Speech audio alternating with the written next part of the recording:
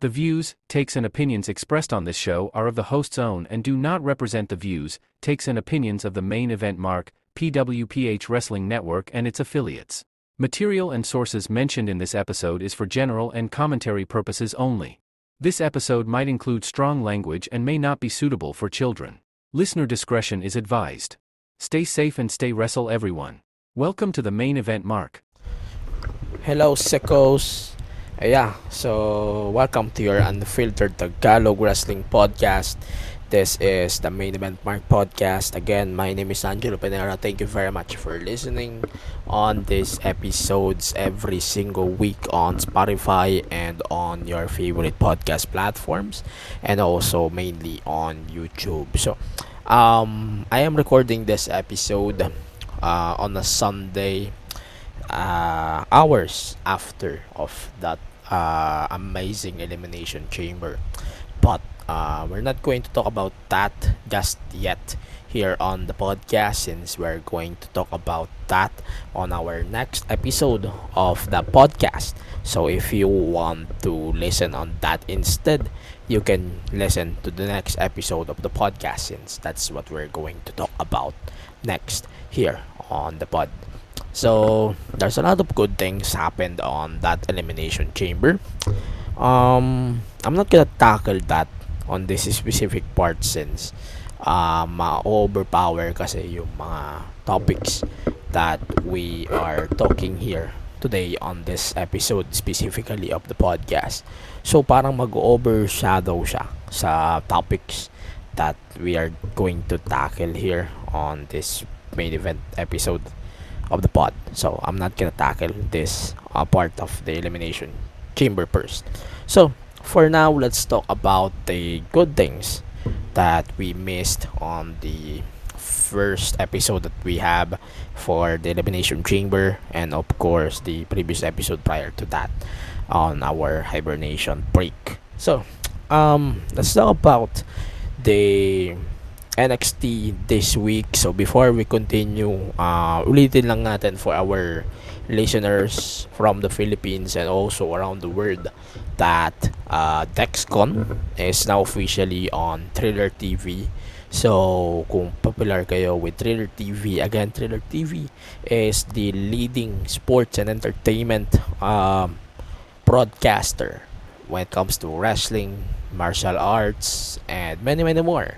There's also football that they're airing. So starting on March 4 Manila time, they're going to air all of the Dexcon shows every other day. So they have a list on their Facebook. I mentioned that on the previous episode also, that on March 4 they're going to release the Dexcon WrestleStorm 1, and then on March 7 it's going to be Dexcon Decada. I'm just gonna check the list just to make sure that I am hitting it well. So again, that's Dexcon. Bear with me. Dexcon Facebook page. So again, March 3, March 4 in the Philippines. So that's Dexcon WrestleStorm. March 7, March 8 in the Philippines for Decada. March 10 or March 11, 2025 in for Tagay na, and Jam of the Joshis March 15, March 16 in the Philippines. So that's 5 a.m. Philippine time for all of the time slots or dates that we just mentioned here on the pod. So you can subscribe to Thriller TV Plus. So that's 168 pesos a month. So that's cheaper than Blast TV. So if you want to support our wrestlers and also our promotion here for Dexcon, please do so. And then you can also watch your favorite shows there, like TNA, Throwback Pay-Per-Views, GCW, ICW, Progress, and many more promotions that's available on Thriller TV Plus. By supporting our friends over on Dexcon, you're not only supporting them, you're also supporting our local scene here in the Philippines. Also, FPW, they're going to have their tapings on March 23rd. More details on their Facebook page at FPW, Filipino Pro Wrestling. Also, Wu just announced that the tickets for their upcoming show, Master Clash, the first show ni Miguel Navarro as the matchmaker, as what mentioned on their platforms as well. They're going to have the tickets being sold starting tonight as we're recording the episode until March 30, 2025. So if you're listening to this now, probably available na yung tickets for WoW Master Clash. So that's our news that we have. So Dexcon officially announced these details for Dexcon WrestleStorm. Again, so Dexcon, we have some matches so far. That's what was announced. So Jake De Leon and Yoshitatsu versus Fabio Makisig and Jomar. Also, they have this Super Friends versus Best Bros. That's another tag team match that was made official. Then Main Max versus Dr. Gore for the Puso Wrestling Championship, and also for the World Tag title. So that's TZK versus David Rabena and Aaron Dewanag. So matchmaker Linus was the one who mixed both Bayan ng Liwanag and MSG. And then there's a lot of wrestlers that will definitely join here, and there's also a lot of events that we're going to be part for when it comes to this Dexcon events that we're going to discuss in the next couple of weeks. So for now, let's discuss again some of the programming things that we are typically discussing. So in after of this week's Raw, SmackDown, Dynamite, NXT, TNA, for people who is living in the Philippines, paalala lang po, babalik na po ulit sa 8 a.m.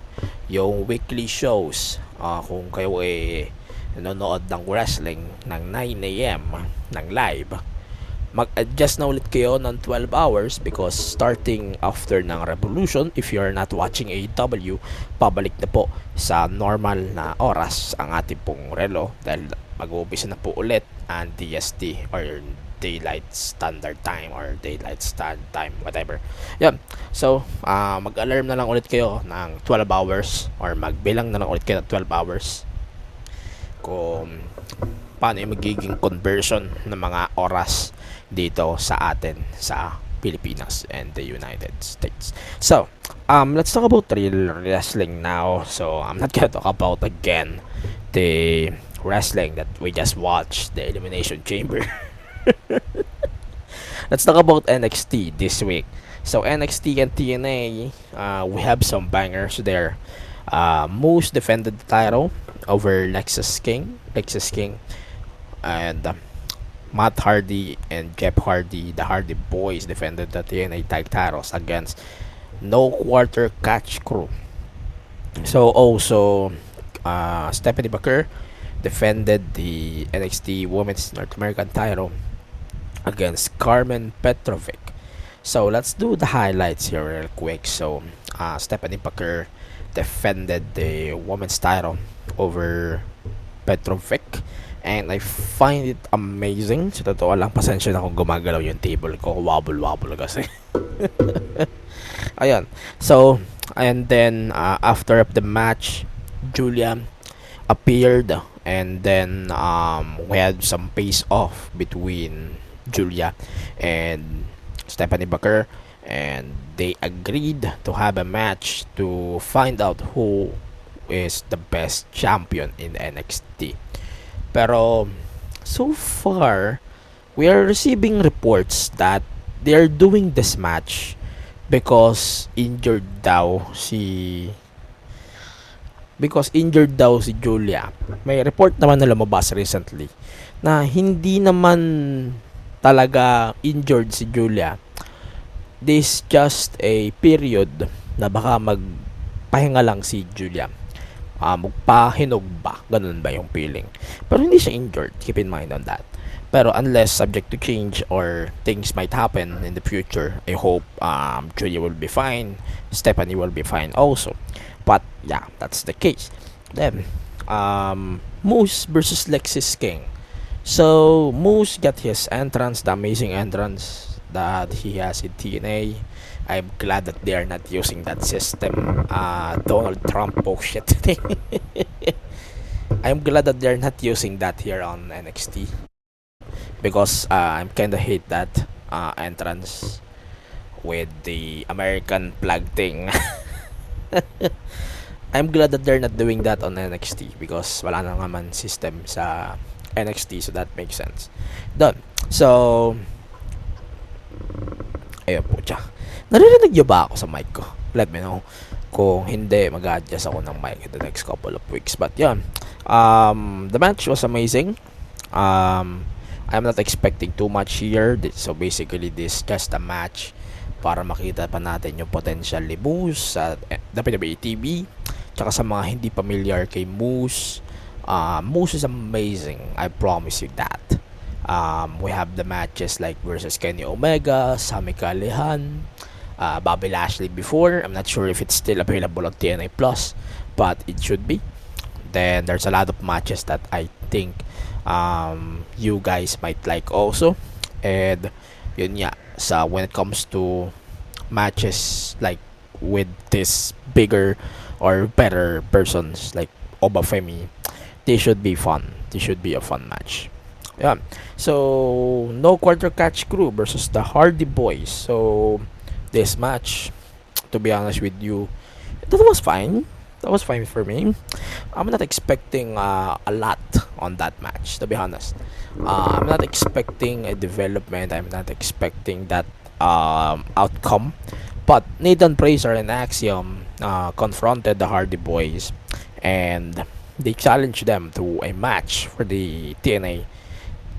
Oh, wait, let's clarify. Is this for the TNA Tag Titles? I think this is for the TNA Tag Titles. Then, we have Lola Vice and Ariana Grace. Oh my god, joke lang. Yeah, that was a quick match, so I'm not gonna talk about it. So, the highlight of this episode is Ricky Saints and Javon Evans versus Wesley and Ethan Page. So, let's say this right now. The crowd is insane. The crowd is insane for Ricky Saints on this segment. So parang laki ng paninibago ko when it comes to Ricky Saints, or it's just AEW doesn't know how to use him well on their television, so that's why they fucked Ricky Starks on this tomfoolery, and now we have him on NXT. Like parang walang nangyari sa kanya.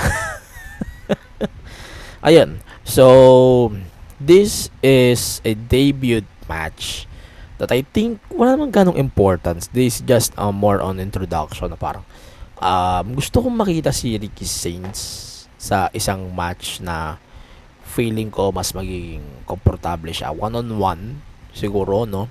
I'm not saying na hindi komportable kalaban si Japan. But to be honest, we don't need the tag matches na mas madalas. I wanted Ricky Saints to be on a one-on-one feuds na mas madalas kasi we need to establish him more on a situation like one-on-one.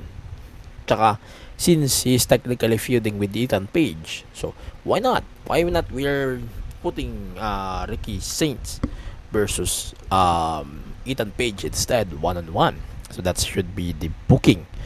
Pero I'm not saying that Evans and Wesley hindi pwede bigyan ng di pwede hindi bigyan ng credit ng dalawang to, because I find them better when it comes to the charisma as a tag team. So parang madali lang makipagkasunduan yung dalawang to. Pero awkward din sa akin that Ricky Saints didn't use spear for his finisher. That was only a signature because Roman Reigns, obviously. Then yung finisher na ginamit ni dito, yung parang boom bam boom na finisher, that was a little bit awkward to me, at least for me, that's watching Ricky Starks for a while now. But yeah, overall, this show was fun. This show was okay. I am really not expecting too much on this show since for the next 2 weeks merong NXT roadblock, so that's what we need to look forward instead of this other tomfoolery that they're giving to us. So that should be the case for this show specifically. So let's continue to the Foley show, AEW Dynamite. So we have the show for February 26. I'm not gonna do a blow by blow thing here. So last week prior to this, we have the face to face promo between MJF and Hangman Page. Awan ko kung ako masusunod, kung ako yung magbubuk nitong mga segments na itong dalawang to. To be honest, I'm not a fan of the promo that we saw a few weeks ago. Aside sa wala siyang control, parang out of place yung promo. To be honest, this is not your promo that you see like on CM Punk, on Cody, on Roman, on some people who is charismatic when it comes to promo. Sa MJF, may charisma naman siya pagdating sa mga ganito Ito yung strengths ni MJF. Totoo lang.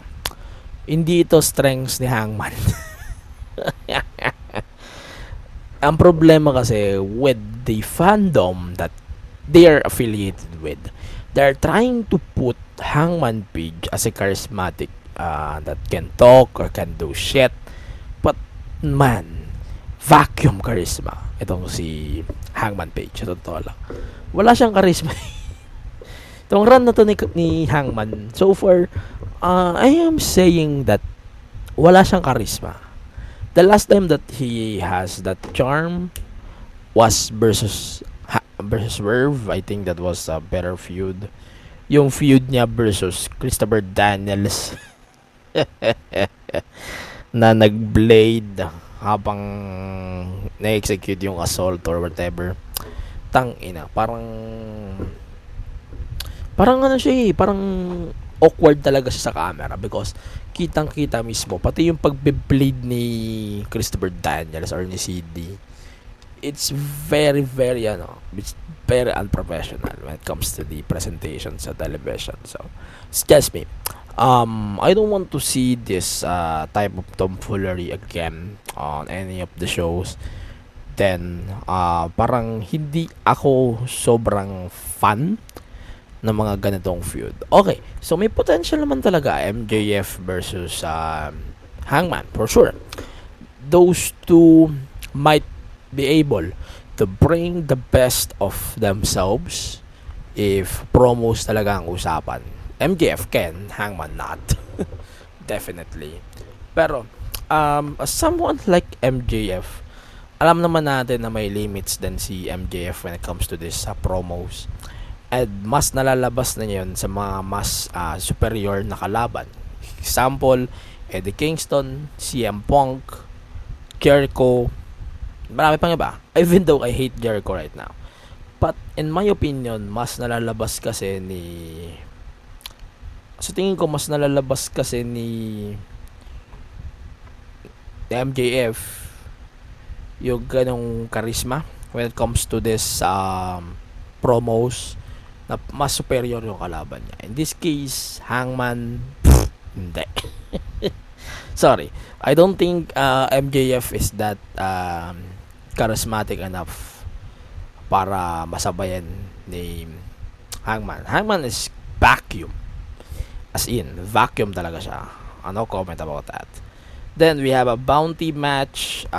Will Ospreay versus Brian Keith. Ito na yung defense ni Dave Meltzer na parang nag-loan sila ng talent sa kung saan na stable. So they have Brian Keith here. Brian Keith is from Jericho Society or whatever. Not sure. Tagal ko na kasing nanonood ng Dynamite but it sucks. My opinion, the match could be better. But the match stinks. But yeah, obvious naman na to. So Jericho technically is also helping this people. So yeah, We have a number one contenders match, the Murder Machines versus the Outriders. So Outrunners, sorry. So basically, it's Lance Archer and Brian Cage. Oh my God. Sorry, people. I have to say this. Lance Archer and Brian Cage, mas okay sila sa labas ng AEW. As in, wala silang chance na mag-evolve when it comes to their characters sa AEW. Hindi rin sila makabigyan ng magandang booking, or they're getting a booking but it's embarrassing. Like, come on, we should get better booking on those two guys, or kung naman yung mga pangyayari na magaganap dito. Bakit parang ano naman tong sense na bagay na to? Ito, so iyon. We have also this match again, the Murder Machines versus the Outrunners, and the match between Outrunners versus the Hurt Syndicate was also made official for Revolution. And okay. Then we have Momo Watanabe. She made a promo or hype as in doon sa segment, pero some of the fans in the United States are not convinced for Momo Watanabe, even though it's for the sickos, a crowd. They're still not convinced on this moment. No disrespect. Then we have Mercedes Moné. She is trying to bully Billy Starks backstage. And then we have Momo to save the day. And they are also teasing Athena versus Mercedes Moné down the line. Are we getting Mercedes Moné all belts before we end the year?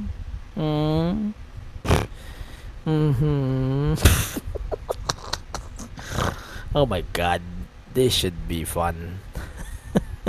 Okay, so let's continue. So we have Ricochet and Swerve Strickland. They tried to have a contract signing for this tomfoolery. Number one contenders match na daw ito for the world title.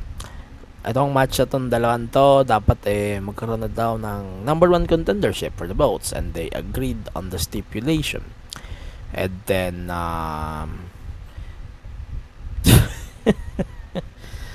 hindi ko ma-imagine na magti-3-way to.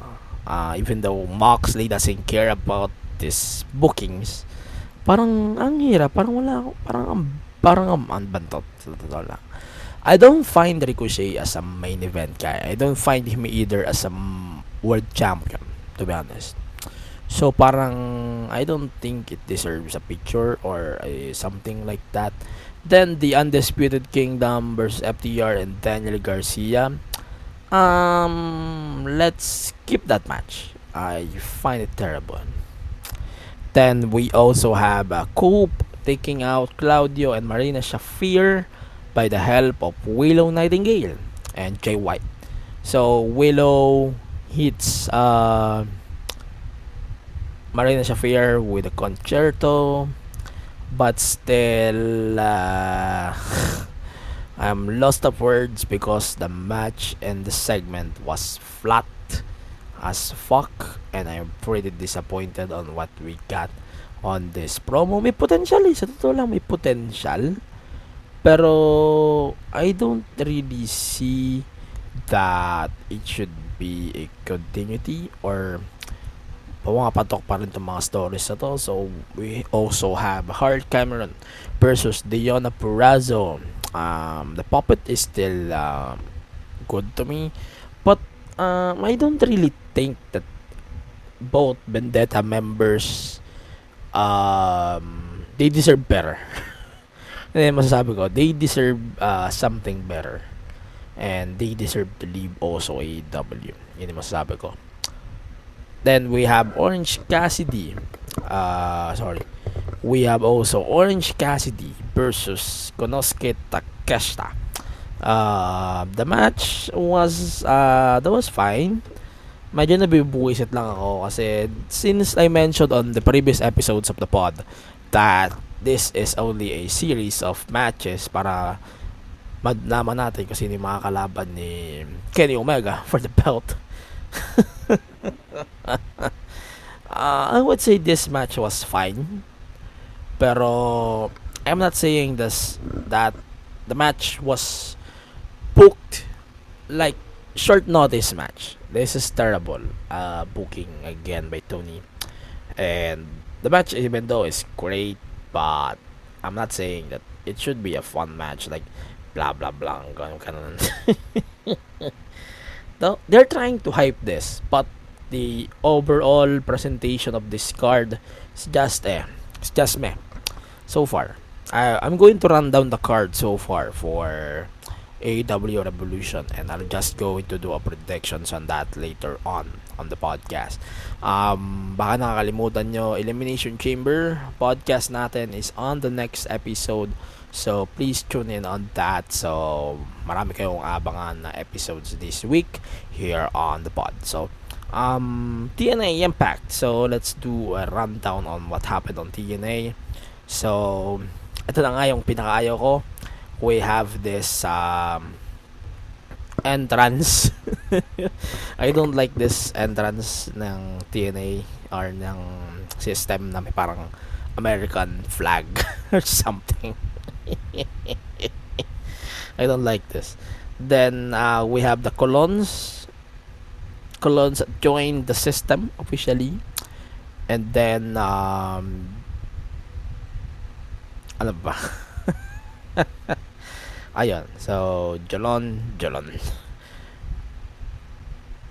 I'm trying to check the progression of these cards. Oro Mensa is also competing on this shows very recently sa NXT.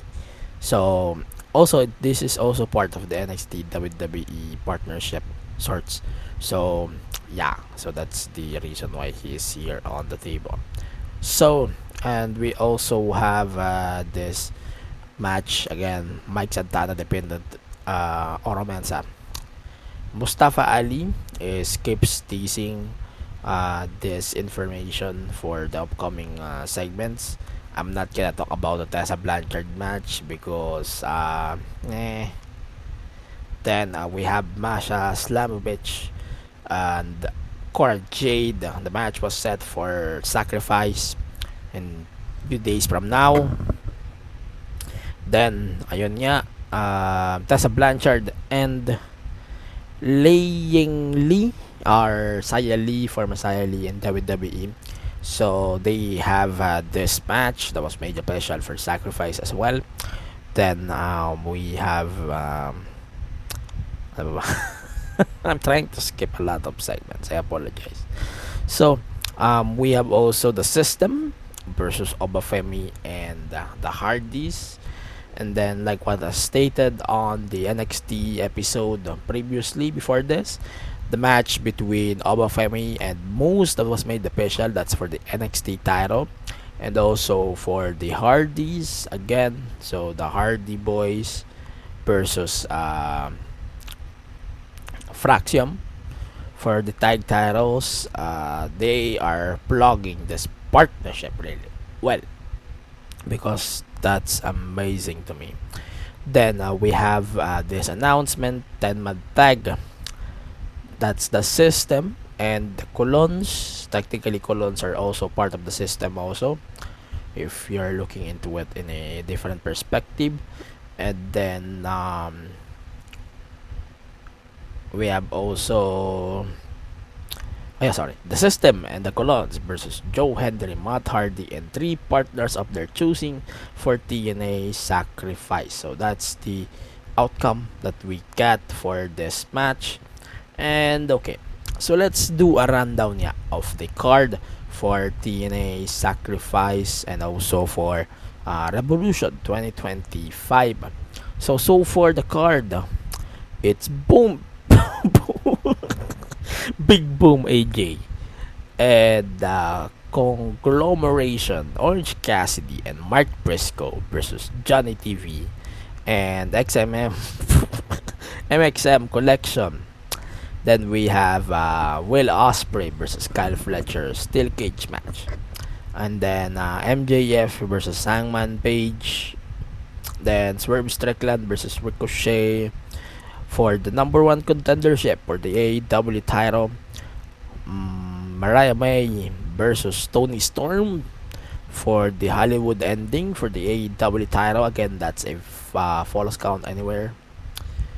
Mercedes Moné versus Momo Watanabe for the TBS title. Then the Hurt Syndicate versus the Outrunners for the tag titles. And then we have Konosuke Takeshita versus Kenny Omega for the AEW International title. And the main event, Jon Moxley versus Scope for the AEW title on the main event.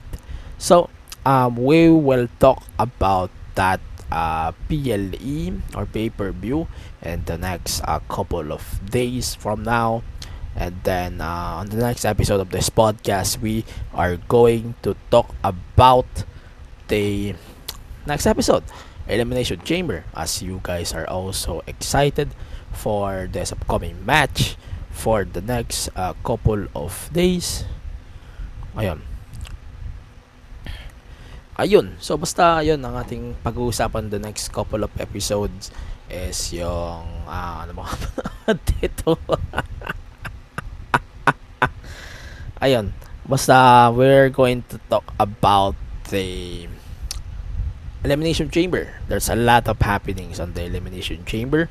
So if you want to listen on it in advance, buckle up, because it's going to be a long ride to talk about when it comes to the Elimination Chamber, and it should be a fun episode if we are going to talk about that PLE as well.